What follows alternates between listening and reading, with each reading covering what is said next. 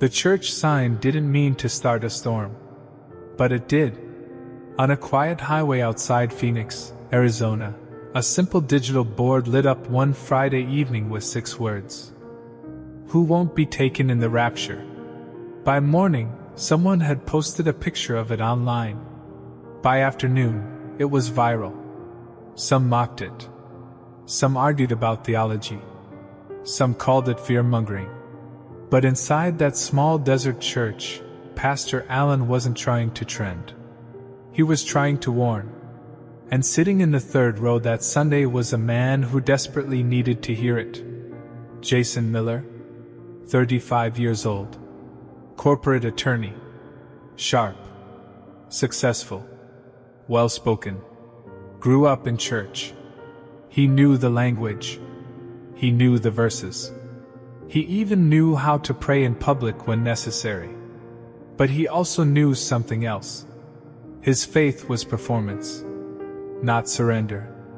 Pastor Allen didn't shout. He didn't pace the stage. He simply opened his Bible to Matthew 25, the parable of the 10 virgins. 5 were ready, he read calmly. 5 were not. Jason shifted in his seat. They all believed the bridegroom was coming. The pastor continued. But only some were prepared when he arrived.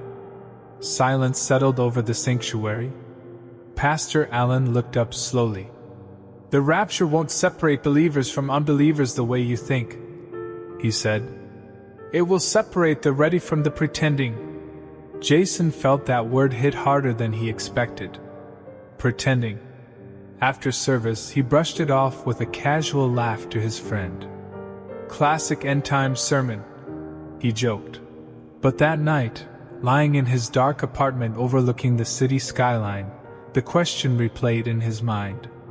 Who won't be taken? 3 weeks later, on an ordinary Wednesday afternoon, Jason stood in a courtroom hallway waiting for a hearing to begin. Lawyers chatted. Phones buzzed. Coffee cups steamed. Nothing felt supernatural. Then the air changed. A sound, powerful, piercing, unlike anything earthly, echoed through the building. It wasn't heard with ears alone. It was felt. Conversation stopped mid-sentence. Across the hallway, a public defender gasped and vanished. His briefcase dropped to the marble floor. Jason stared. Another attorney disappeared beside the elevator. A bailiff's uniform collapsed empty near the courtroom doors. Screams erupted. Chaos spread instantly. Jason's heart pounded violently. No, no! He ran outside. Cars had collided at intersections. Drivers gone. Pedestrians screaming. Sirens rising in every direction. His phone exploded with alerts. Mass disappearances. Global. Simultaneous. Airplanes falling from the sky. Children missing from schools. Entire worship teams gone mid-song. Jason felt the weight of it crush his chest. The rapture. And he was still here. That night, social media burned with debate. Scientists proposed theories. Politicians called for calm. But old sermon clips resurfaced everywhere. One video of Pastor Allen went viral. Church attendance won't save you. Family heritage won't save you. Cultural Christianity won't save you. Only true surrender to Christ prepares you. Jason turned off his phone.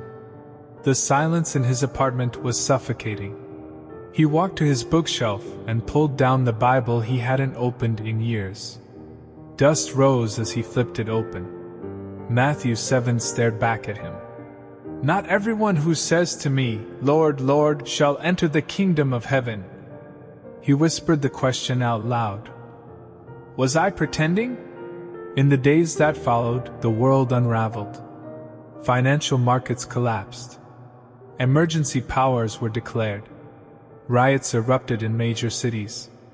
And into the chaos stepped a calm, charismatic global leader promising stability.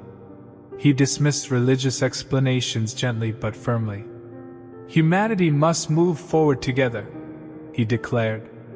A unified global identification system was introduced to restore economic order. Participation required biometric enrollment. Refusal meant exclusion from buying and selling. Jason read Revelation for the first time with trembling hands. The mark.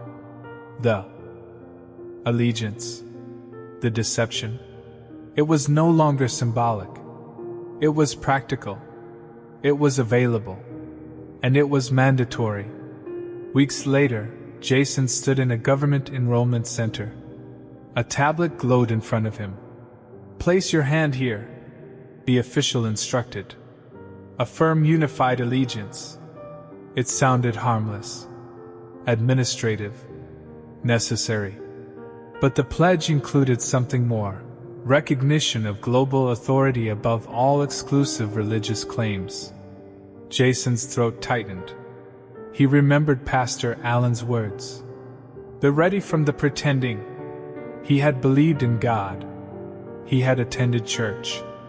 He had even defended Christian clients in court. But he had never surrendered control. Faith had been useful, comforting, cultural, not absolute. He looked around the room. Hundreds complied without hesitation. Security, access, normalcy restored. His hand hovered above the scanner. If he refused, he would lose his career, his income, his stability. If he complied, he would gain survival, but lose something eternal. He lowered his hand. "I can't," he said quietly. The official frowned. "You understand the consequences?" Jason nodded slowly. "I understand." Within days, his accounts were frozen. His apartment lease terminated. Friends distanced themselves. But for the first time in his life, his faith wasn't performance. It was personal. Months later, detained with others who refused compliance, Jason stood in a processing chamber. "Last chance," the officer said flatly. "Affirm allegiance." Jason remembered laughing at that church sign. Who won't be taken? He understood now. Not the doubter. Not the struggler. Not the imperfect. But the unrepentant. The half-committed. The ones who knew the truth and delayed surrender. He lifted his eyes. "Jesus Christ is Lord." The room fell silent. Guards stepped forward. And then the building shook violently. The sky outside split open with blinding light. This was not the secret catching away. This was the visible return.